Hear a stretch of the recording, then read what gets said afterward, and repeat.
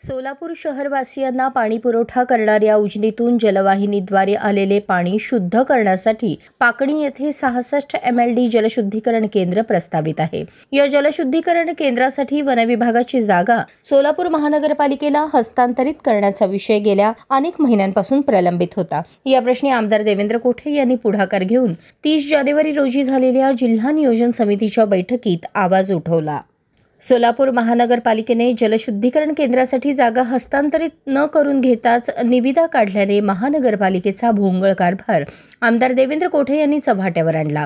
तसेच पाकणी येथील वनविभागाची जागा सोलापूर महानगरपालिकेला हस्तांतरित करण्यासाठी मुख्यमंत्री देवेंद्र फडणवीस यांच्याकडे मागणी आणि नियमित पाठपुरावा केला होता। यावर सोलापूरची पाणी समस्या सोडवण्यासाठी लवकरच सकारात्मक निर्णय घेण्याचे आश्वासन मुख्यमंत्री देवेंद्र फडणवीस आणि पालकमंत्री जयकुमार गोरे यांनी आमदार देवेंद्र कोठे यांना दिले। अखेर मंगळवारी शासनाने वनविभागाची जागा जलशुद्धीकरण केंद्रासाठी सोलापूर महानगरपालिकेला हस्तांतरित करण्याबाबतचा शासन निर्णय जाहीर करून सोलापूरकरांना मोठा दिलासा दिला आहे। मुख्यमंत्री देवेंद्र फडणवीस आणि पालकमंत्री जयकुमार गोरे यांनी सोलापूरकरांना दिलेला विकासाचा शब्द या शासन निर्णयाच्या माध्यमातून पुन्हा एकदा पाळला आहे। गेल्या अनेक दशकांपासून प्रलंबित असलेल्या सोलापूरच्या पाणीपुरवठ्याची समस्या पूर्णत्वाने सोडवण्याकरता मुख्यमंत्री देवेंद्र फडणवीस यांनी घेतलेल्या निर्णयाबद्दल समस्त सोलापूरकरांतर्फे मुख्यमंत्र्यांचे आभार।